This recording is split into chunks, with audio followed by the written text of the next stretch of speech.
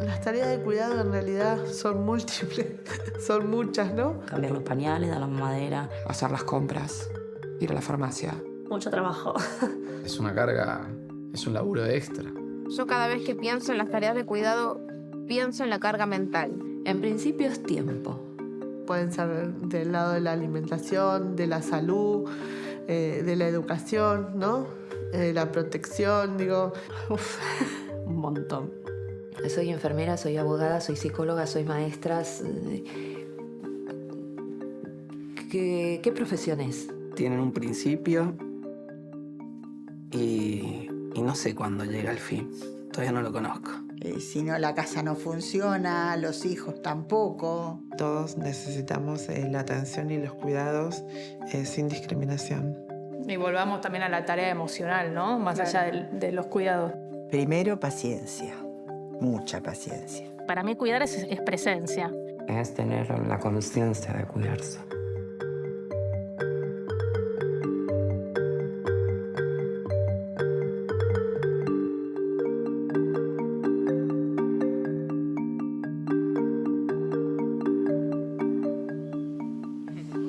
¿Vamos a jugar?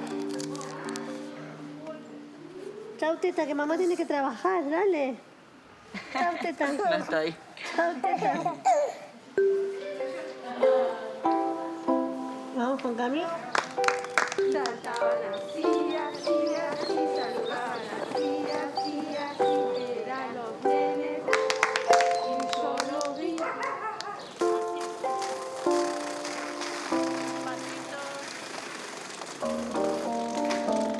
Despacito.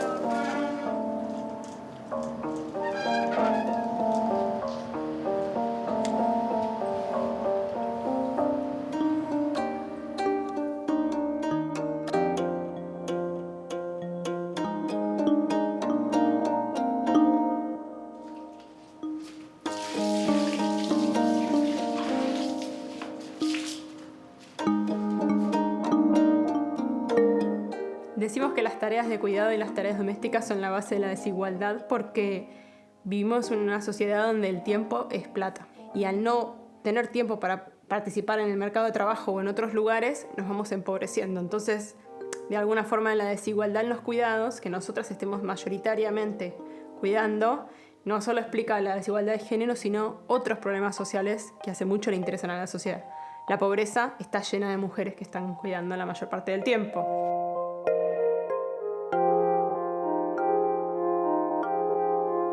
Una de cada 3 mujeres en América Latina está sin ningún ingreso y solamente cuidando.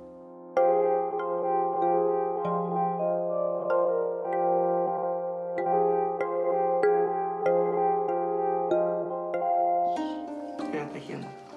Un gorro voy a tejer. Cuando hablamos de familiarización de los cuidados, estamos pensando en esta norma que rige hoy, que es que se supone que vos, a nivel de tu familia, dentro de tu casa y con quienes viven con vos, tenés que resolver los cuidados de los niños y niñas, de las personas mayores, de las personas con discapacidad y de que la casa donde vos vivas esté bien, ¿no? Hay una idea de que todo se tiene que resolver ahí y si tu familia tiene un buen pasar, entonces los cuidados que vos vas a recibir van a ser buenos y si no tiene una buena billetera no van a ser buenos porque no vas a poder contratar espacio de primera infancia, cuidadores para las personas mayores, una trabajadora de casa particular. Y también depende de cómo te llevas con tu familia en este contexto, porque si tu familia es chiquita, entonces hay menos personas para cuidar. Si fuiste hija única y tus padres envejecen, estás sola a cargo de ellos. Si sos una persona trans y tu familia te excluyó, no tenés red familiar de cuidado. Esos son todos los riesgos de que esté familiarizado el cuidado.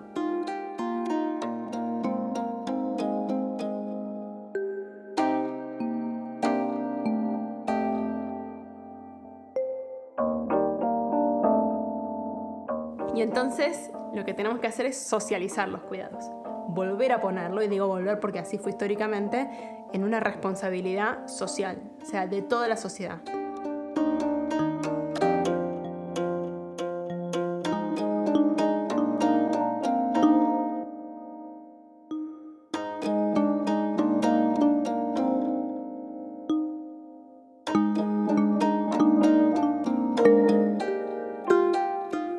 cambia la vida cotidiana a nosotros decir tengo derecho a cuidar, a ser cuidado y al autocuidado. Nos cambia potencialmente. Ese concepto de vida digna me tiene que ser garantizado. Yo puedo tener mucha voluntad para distribuir el cuidado, para que mi pareja asuma, mi pareja varón, si soy heterosexual, asuma sus responsabilidades de cuidados. Pero como solo con mi voluntad, con el diálogo, muchas veces no es suficiente.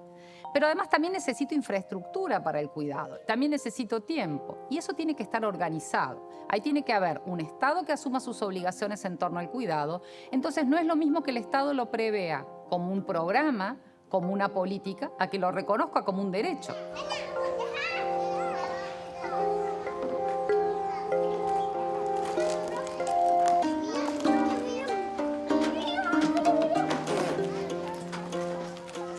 Por eso hace muchos años que en la literatura hablamos, y seguimos a las autoras anglosajonas, de un diamante del cuidado, que es una vinculación entre el Estado, los mercados, las familias y las organizaciones sociales y comunitarias. Allí hay un potencial de trabajo voluntario, remunerado y no remunerado de cuidado, pero que también requiere ser puesto de esta línea de reconocer y establecer obligaciones.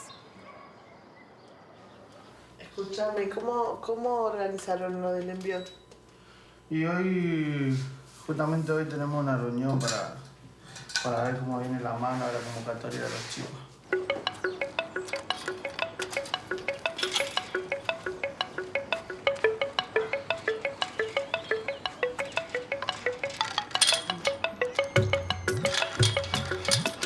Nosotros somos, como un equipo que pensamos en todas las edades, ¿no?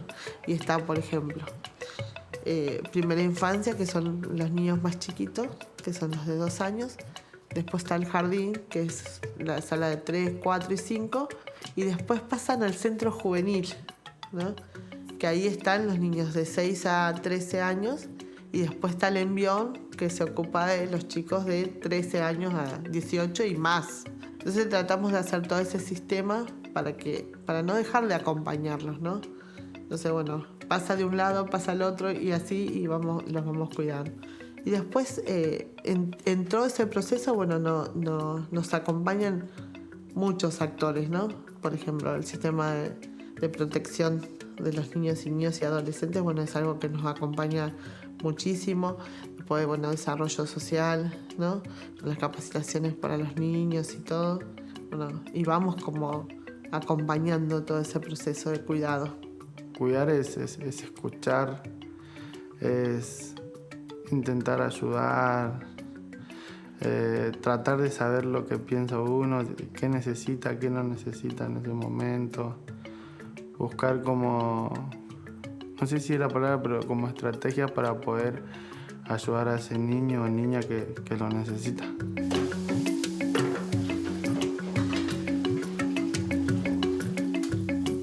El jardín y el centro juvenil es como un lugar donde la comunidad sabe que está y puede consultar muchísimas cosas, ¿no?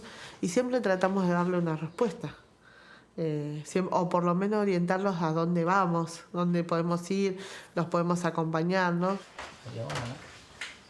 Siempre buscamos la forma de que esos niños, niñas y adolescentes estén cuidados.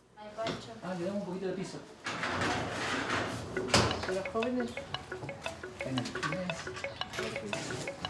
El centro juvenil es un espacio para que las niñas de 6 a 12 años puedan participar. Es un espacio de contención, con distintas actividades por ahí, que es el acompañamiento escolar, la recreación, la alimentación, en un tipo se ha dado la alimentación más puntual, pero es eso. Hola, buen día. Frente a una necesidad podemos trabajar esa necesidad o esa problemática y es con la organización, que somos por ahí el intermediario entre el Estado, que tracciona ante el Estado, ¿no? Así, a veces se dice, ¿cómo se ejecutan las políticas públicas? ¿La puede ejecutar solamente el Estado o no? Entonces decimos, sí, podemos ejecutar políticas públicas, pero hay una particularidad que nosotros nos planteamos, es que estemos Estado y organización social. Porque esa es la plena combinación que podría ser para poder desarrollar las políticas públicas o generar inclusive políticas públicas para determinadas necesidades. Y nosotros también volvemos a crecer. Y volvemos a crecer en semillas, en frutos, en los árboles. Y vamos a ir creciendo juntos también.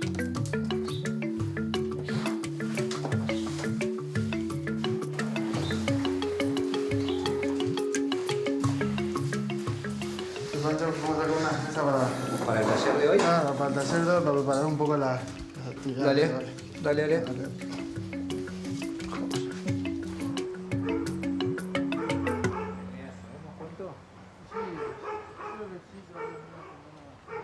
Y ahora como que se va dando, somos trabajadores también, nos consideramos trabajadores de las primeras infancias, de los centros de adolescentes, centros juveniles y nada. ¿Y quién le paga a estos trabajadores? Claro. Si alguno necesita algo, Dale. le avisamos después, así que bueno. Ahí Bueno, quedó. cualquier cosa nos avisa. Sí. Yo creo que las organizaciones sociales cumplen un rol central en la organización del cuidado, que tienen y por eso tuvieron una voz activa en la redacción de este proyecto de ley, y que a veces resuelven con lo que tienen, ¿no? Una mezcla de un montón de subsidios, cosas que llegan por distintos lugares, resuelven la necesidad de trabajar, la necesidad de comer, la necesidad de acceder al Estado cuando el Estado es excluyente a veces en sus oficinas, ¿no? Lo que creo es que todo eso siempre tiene que caminar hacia un lugar de derechos, ¿no? O sea, la organización tiene que existir, pero por debajo tienen que estar primero los derechos del Estado seguro. La desigual distribución del trabajo de cuidado es el corazón de las desigualdades entre los géneros. Al igual que en otros países, enviaremos un proyecto de ley que establezca un sistema integral de cuidados con perspectiva de género, que permitirá crear más de 200.000 puestos de trabajo para quienes cuidan a más de 1 millón de personas que necesitan esos cuidados. El proyecto de ley plantea reconocer y redistribuir los cuidados. Hace ese ejercicio todo el tiempo. Para reconocer, habla de registrar a los trabajadores y trabajadoras del cuidado en un registro único, profesionalizar los saberes, certificar y a la vez registrar todos los espacios comunitarios donde hay cuidado y que cada vez que el Estado transfiera plata a esos espacios, transfiera plata para salarios, porque ahí hay mujeres trabajando. Y para redistribuir, hablamos de redistribuir fuera del hogar y dentro del hogar. Fuera del hogar pensamos en ampliar la infraestructura de cuidado. Por eso se obliga al Ministerio de Obras Públicas a que siempre destine como mínimo cada año 8,5 de su presupuesto en infraestructura de cuidado. Espacio de primera infancia, espacios para la discapacidad, para las personas mayores. Se aplica un baremo para las personas mayores, que ¿qué es un baremo? Es como un sistema donde te evalúa una persona mayor qué cosas puede hacer sola y para qué cosas necesita ayuda. Y en función de eso, cuántas horas de un cuidador o cuidadora necesita y cuánto el Estado subsidia de eso. Eso es muy importante porque va a estar dentro de los planes médicos obligatorios de las obras sociales y va a ser una gran fuente de empleo. O sea que todo eso para redistribuir, además de obligar al Estado de que crezca año a año el presupuesto anual en cuidados que a partir de ahora se va a etiquetar. Y para redistribuir adentro del hogar, planteamos las licencias. Por eso están conectados, lo que pasa afuera y lo que pasa adentro.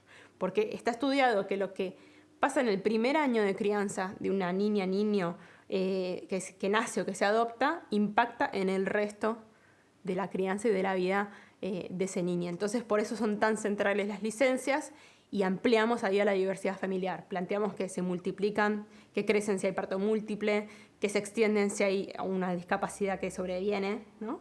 Que la excedencia la pueden tomar los varones. Hablamos en un lenguaje que incluye a las familias diversas, ¿no?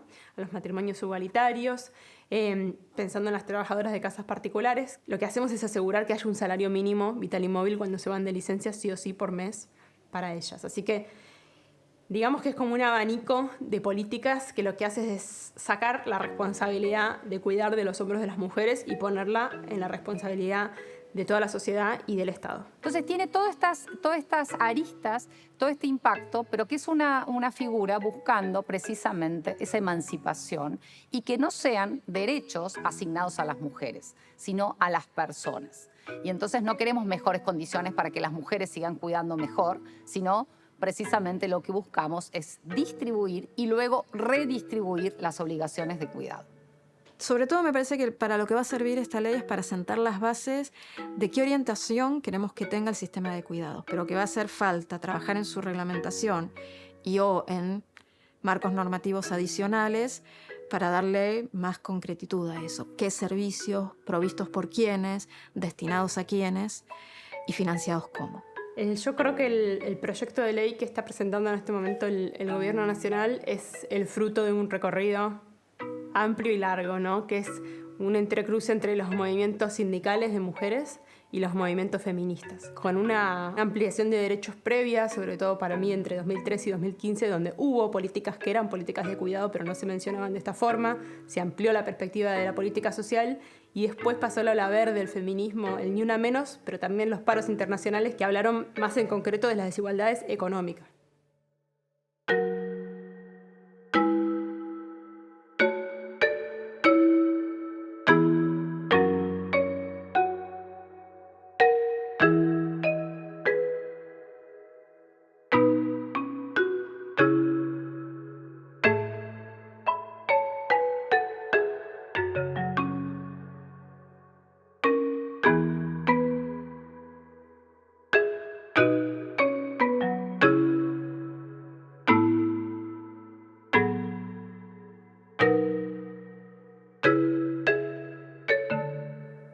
Compartimos esta idea de que el trabajo de cuidado sostiene a la economía, y si compartimos esta idea de que la forma en que se resuelve la organización social del cuidado reproduce desigualdades, y si aspiramos a vivir en una sociedad mejor, más justa, lo razonable sería que el sistema económico produzca los medios necesarios para poder reorganizar esa organización social de los cuidados.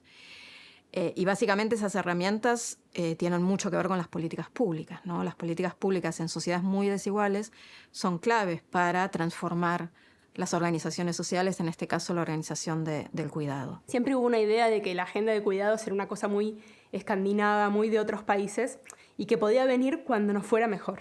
Pero nosotras empezamos a hablar ahí de que si la crisis estaba feminizada, la salida tenía que ser feminista. Que entonces los instrumentos de hacer política de cuidado eran una reactivación económica desde esa perspectiva.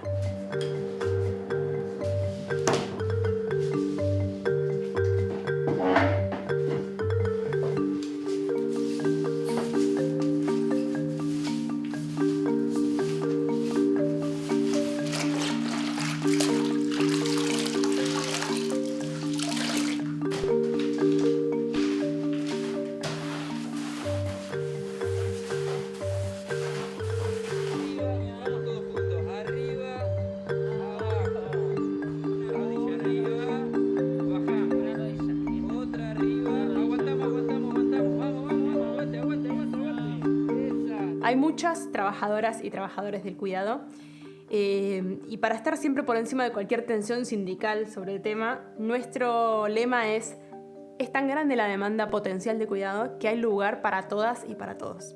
Es decir, hay distintos niveles. A veces yo necesito un cuidado que no es tan profesional y es un cuidado de una trabajadora de casa particular. A veces necesito que tenga un conocimiento sanitario y es un paso más, ¿no?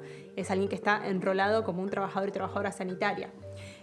A veces es un acompañante terapéutico, a veces es un asistente para la vida independiente cuando es discapacidad. En la primera infancia hay muchos roles, hay educadoras, hay docentes, también hay niñeras. Bueno, ¿cuál es la formación que tendría que tener una niñera, ¿no? Es una pregunta que está siempre en el aire. Hay muchos saberes y profesiones que se tienen que ir especializando cada vez más, que es lo que ocurre cuando crece un mercado, ¿no? Y después hay muchos trabajadores que hacen y trabajadoras que hacen mucho más que cuidar, pero que cumplen un rol en la organización del cuidado. Por ejemplo, educadores y educadoras hacen muchísimo más que cuidar, pero bueno, la escuela sí, obvio que cumple un rol en ese Tetris que hacen las familias temporal, ¿no? Y después obviamente las trabajadoras comunitarias que tienen a veces los saberes de la experiencia, de la urgencia, y que queremos no solo que se certifiquen esos saberes, o sea, que ese saber que tienen y esa experiencia se traduzca en mejor salario, en estar registradas, sino también que ellas salgan a veces de la olla y estén sentadas en las mesas de decisión de sus organizaciones sociales, ¿no? Queremos que haya también un cambio cultural ahí.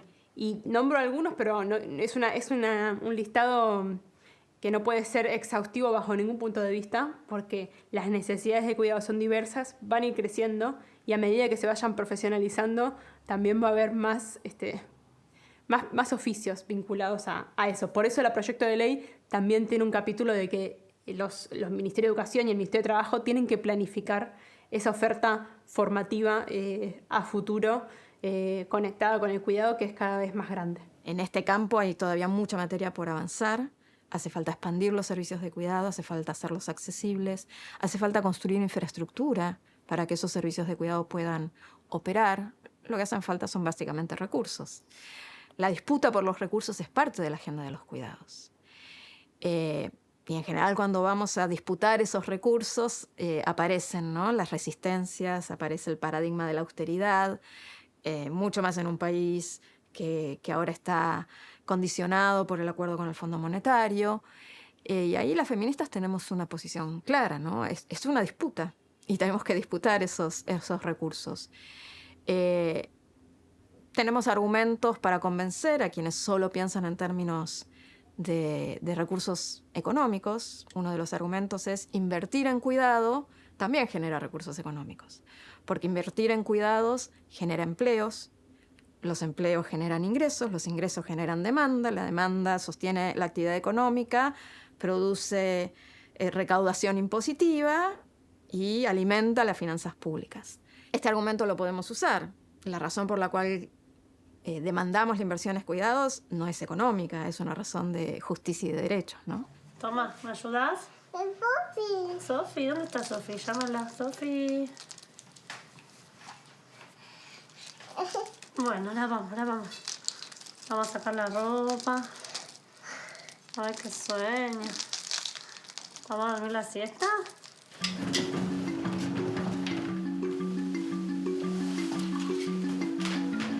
El principal desafío tiene que ver con discutir con mis colegas, los economistas, acerca de la centralidad de esto, por un lado, digamos que nunca pierda presencia presupuestaria, y por eso en el proyecto de ley se pone que al adherir a esta ley, tanto la provincia como el Estado tiene que incrementar en el presupuesto. Y después la cuestión de la implementación, habiendo estado tan familiarizado el cuidado, no es tan sencillo, y eso se escucha también en otros países que han avanzado en sistemas de, por ejemplo, cuidadores domiciliarios, no es tan sencillo romper esa cuestión familiar, ¿no? O sea, ¿a quién le abro yo la puerta de mi casa?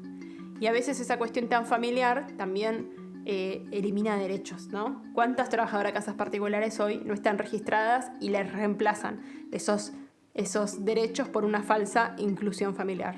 Romper todo eso va a ser un camino de largo plazo, y después la efectiva participación igualitaria de los varones en los cuidados.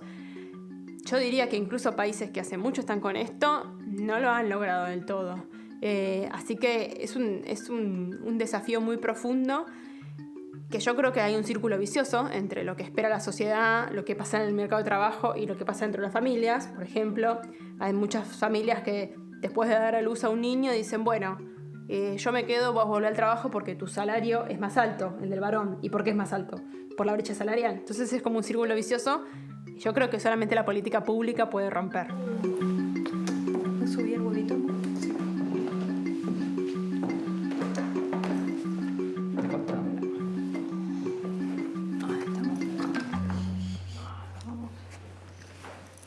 En el marco de la economía feminista hablamos del conflicto capital-vida como un conflicto central del capitalismo. El conflicto capital-vida refiere a que la lógica de acumulación capitalista, la lógica que mueve al sistema económico, es incompatible con la lógica de la sostenibilidad de la vida. Entonces, aspirar a que en el marco del sistema capitalista se puede llegar a una organización social de los cuidados justa, a mí me parece imposible. Pero me parece que mover esta agenda es mover la agenda de la sostenibilidad de la vida y es poner este tema en discusión. Y es entonces tomar conciencia de que las políticas públicas de cuidado son súper necesarias y tenemos que exigirlas, pero que tampoco van a ser suficientes para resolver este conflicto, que es un conflicto sistémico.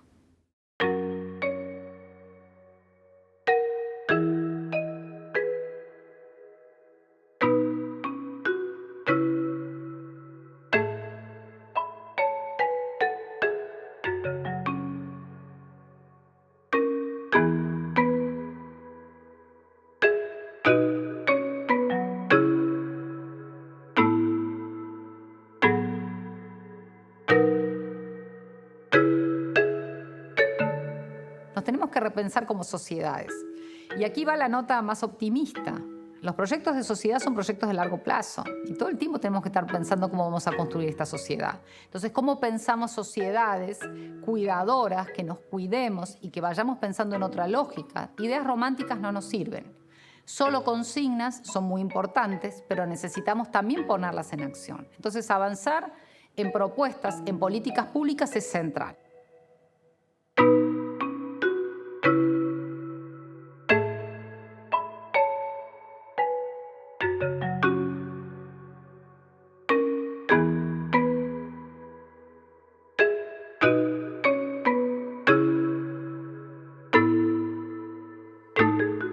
De alguna forma tenemos que adecuar toda esa sociedad. Hablamos ahora no solo de economía del cuidado, sino de sociedad del cuidado, porque hay que pensar incluso en la distribución del tiempo y del espacio en función de eso.